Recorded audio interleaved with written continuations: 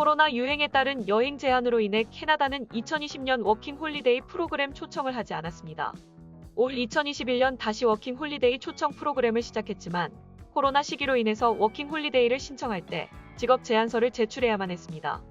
워킹 홀리데이 후보자는 캐나다에 도착했을 때 유효한 직업 제안서 증거를 제공해야만 하는 불편함이 있었지만 9월 7일자로 백신을 완료한 해외 여행객들이 캐나다에 입국할 수 있게 되면서 워킹 홀리데이 후보자는 더 이상 초대장 인비테이션 투 어플라이 ITA를 받기 위해 구인 제안서를 제출할 필요가 없다고 캐나다 이민국이 발표했습니다.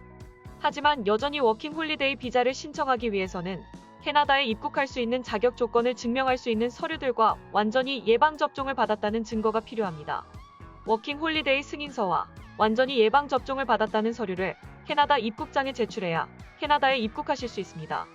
캐나다 입국 전부터 캐나다에서 일할 곳을 찾고 잡오퍼를 받아야 한다는 번거로움 때문에 많은 분들이 불편함과 부담감을 호소해왔습니다. 이번 캐나다 이민국의 결정으로 워킹 홀리데이 후보자들이 좀 더 시간적 여유를 가지고 캐나다에 도착한 후 직업을 구할 수 있게 되었습니다. 2021년 캐나다 워킹 홀리데이에 관한 더 자세한 사항은 캐나다 이민국 사이트에서 확인하실 수 있습니다. 다음 뉴스입니다. 신용등급 기관인 에퀴팩스에 따르면 캐나다인은 2021년 2분기에 41만 개의 주택 융자를 받았습니다. 이는 1년 전 같은 기간에 비해 약 60% 증가한 사상 최대 분기별 상승폭입니다. 코로나 유행으로 인해 캐나다 주택시장이 침체될 거라는 전염병 초기의 염려에도 불구하고 그와는 정반대의 일이 일어났습니다. 기록적으로 낮은 금리로 인하여 수백만 명의 캐나다인들이 주택시장을 사고 팔기 시작했습니다. 캐나다 재판매 주택의 평균 가격은 3월에 71만 6천 달러를 넘었습니다. 평균 가격은 그 이후로 약간 하락했지만 여전히 대유행 이전보다 훨씬 앞서 있습니다. 2021년 2분기에 약 41만 명의 캐나다인들이 받은 평균 대출 금액은 35만 5천 달러를 기록했습니다. 대출 금액은 그 어느 때보다 많을 뿐 아니라 그 어느 때보다 규모가 커졌습니다. 이는 또한 기록상 가장 높은 수준이며 1년 전에 비해 20% 증가한 수치입니다. 전체적으로 캐나다인들은 현재 2조 1,500억 달러 이상의 소비자 부채 빚을 지고 있으며 이는 캐나다 전체 경제 가치보다 많습니다. 레베카 오크스 신용등급 분석가에 따르면 신규 주택 대출 급증이 금리가 상승하면 문제가 될 수 있다고 전했습니다. 그녀는 이자율의 작은 움직임은 실제로 소비자가 지불해야 하는 금액을 크게 증가시킬 수 있다고 말했습니다. 부동산을 전반적으로 살펴보고 모기지 부채를 볼 때 많은 캐나다인들이 상당한 양의 부채를 떠안았고 은행이 금리를 올리기 시작하면 많은 캐나다인들이 현금 흐름의 부담을 느끼기 시작할 것이기 때문입니다.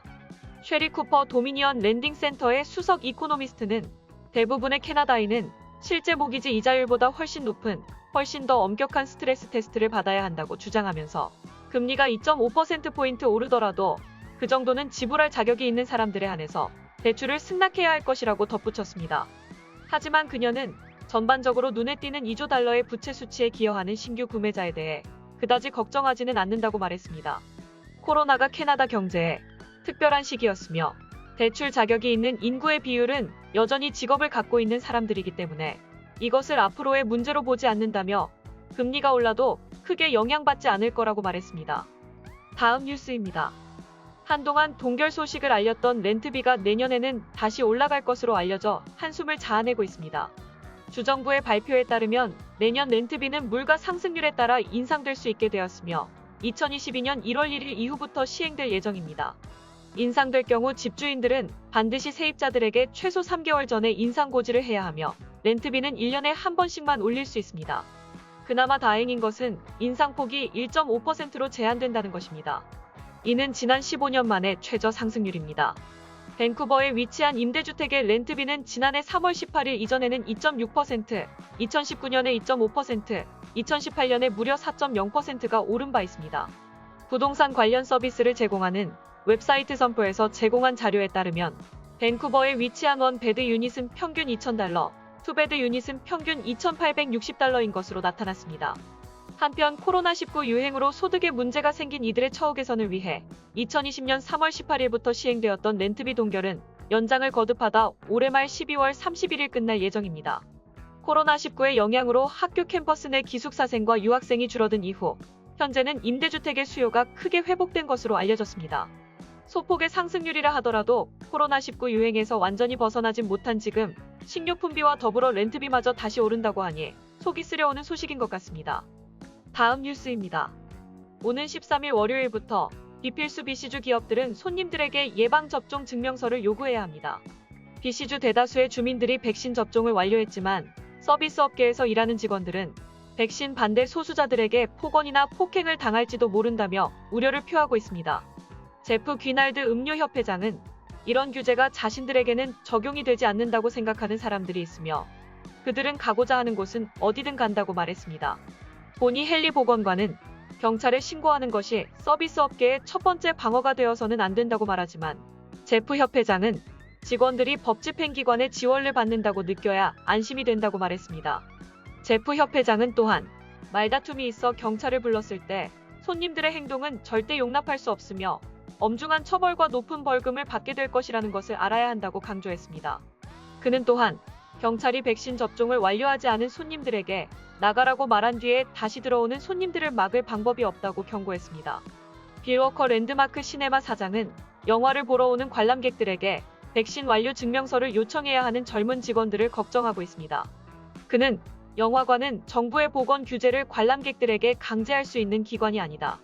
레스토랑이나 술집이 백신 여건 때문에 20% 문 닫을 수도 있으며 이를 시행하기 위해서는 직원을 추가로 고용해야 한다. 화를 내는 고객들을 상대하는 직원들을 위한 추가 인건 비용이 발생한다고 말합니다. 이와 관련 그는 관람객들에게 직원들을 향한 폭언 등 분노 표출을 자제해 줄 것을 호소했습니다. 다음 뉴스입니다. 많은 사람이 백신 접종을 받으며 코로나 바이러스 확진이 가장 많고 가장 적은 토론토 지역이 바뀌었습니다. 토론토 공중보건에서 제공하는 확진 지도는 2020년 5월부터 지역에 따른 코로나 바이러스 사례 수를 보여주고 있습니다.